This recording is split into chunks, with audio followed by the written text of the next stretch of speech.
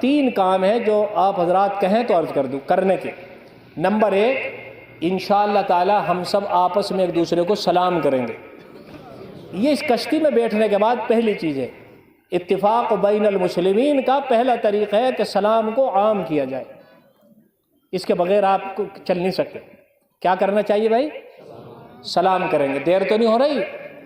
سلام کریں گے، السلام علیکم، زیادہ بڑھاؤ السلام ورحمۃ اللہ، اور بڑھاؤ وبرکاتہ، یہ ہوگی نا 30 نیکیاں اس کو ملیں گی۔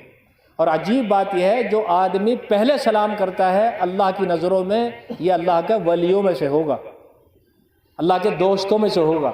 بتاؤ کون نہیں بننا چاہتا اللہ کا دوست؟ بننا چاہتے نہیں؟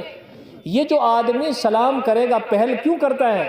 کیونکہ یہ آدمی اپنے آپ کو کم سمجھتا ہے، اور اللہ کو ایسا بندہ جہان بھر میں پسند ہے جو اپنے آپ کو کم سمجھتا ہو۔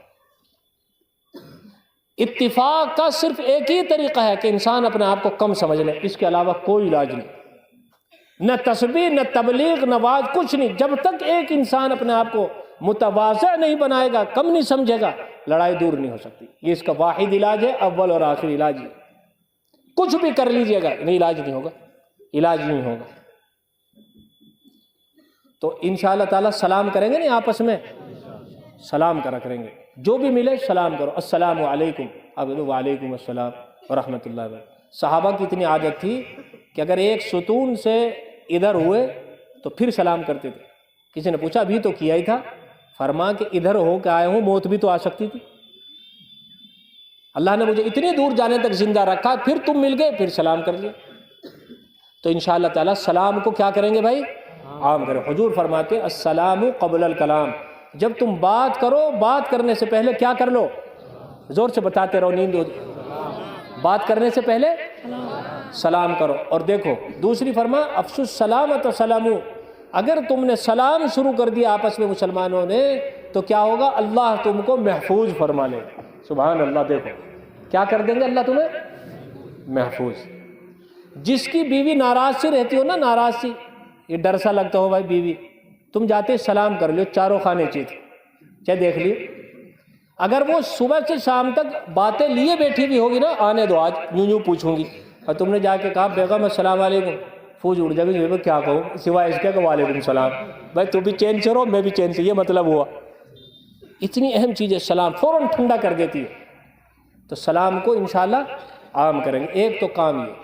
دوسری ترتیب یہ ہے کہ انشاءاللہ تعالی ہم سب مل کے ایک کام یہ کریں گے، کسی بھی مسلمان کا کوئی کام ہو اللہ کو راضی کرنے کی نیت سے کریں گے۔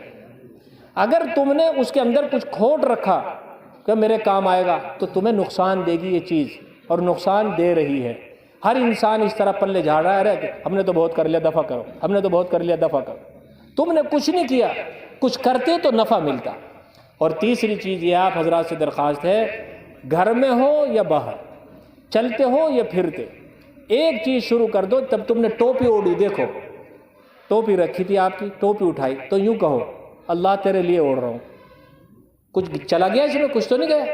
آپ نے کرتا پہننا ہے، کرتا پہن لو تو کیا کہو اس کو اس طرح ہی، اللہ کے لیے کرتا پہن رہا ہوں۔ کنگھا کر رہے ہو تو کیا کہنا ہے؟ کہتے رہو اللہ کے لیے کنگھا کر رہا ہوں۔ جوتا پہننا ہے، اللہ کے لیے کر رہا ہوں۔ کھانا کھانے بیٹھے اللہ کے لیے کھا رہا ہوں۔ ہر چیز میں کیا کہنا ہے؟ اللہ کے لیے کر رہا ہوں، اللہ کے لیے کر رہا ہوں، اللہ کے لیے کر رہا ہوں۔ انشاءاللہ اتنی جلدی تیزی سے آپ اس راستے کو طے کریں گے کہ عجیب و غریب نظائر اللہ تمہیں عطا فرمائے۔ گناہ چھوڑنے کے بعد جو آدمی اس کو کرے گا، 15 دن نہیں گزرنے پائیں گے، تمہارے دل و دماغ میں ایک روشنی سی دکھائی دے گی عجیب و غریب۔ پھر آگے کی بات پھر کریں گے جو اللہ تمہیں انعام عطا فرمائے۔ ٹھیک ہے بھائی؟